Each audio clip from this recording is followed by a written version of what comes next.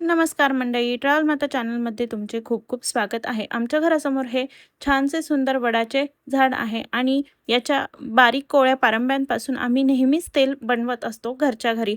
तर तुम्हाला पण दाखवते हे तेल कसे बनते।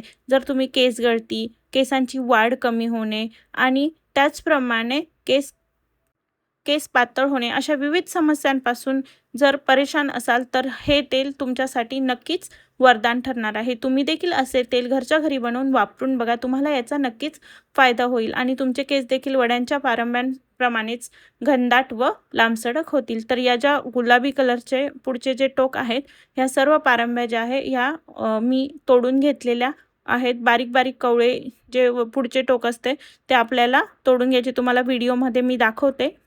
पिंक कलरचे जे पुढचे टोक असते ते घ्यायचे आहे। हे बघा, इकडे व्हिडिओमध्ये मी तुम्हाला दाखवले, हे आपल्याला इथून तोडून घ्यायचे। कात्रीने कट केले तरी देखील चालतात।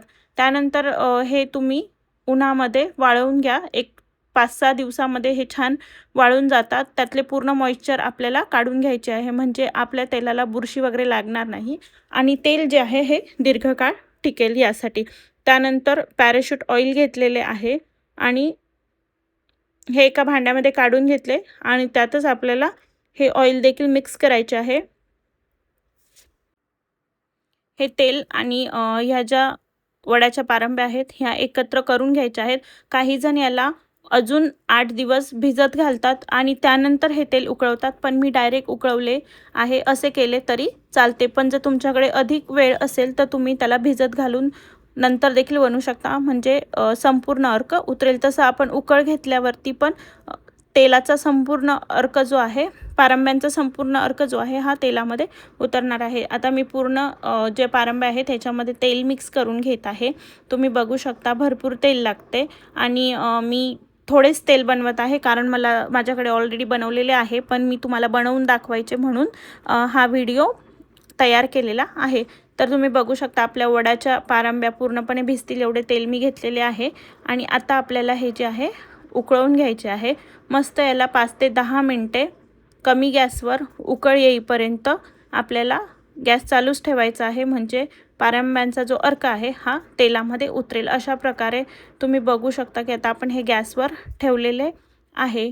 जर तुम्हाला यात इतर औषधी मिक्स करायचे असेल ते देखील तुम्ही करू शकतात, जसे की कढीपत्ता, त्याचप्रमाणे कोरफड घेऊ शकता, पण मी फक्त हे वड्याच्या पारंब्यांचे तेल बनवलेले आहे। तर जास्वंदीचे फुलं देखील तुम्ही वापरू शकता। बरेच जण हे सर्व एकत्र मिक्स करून त्याचे तेल बनवत असतात, पण आपण फक्त वड्याच्या पारंब्यांपासून तेल बनवत आहोत।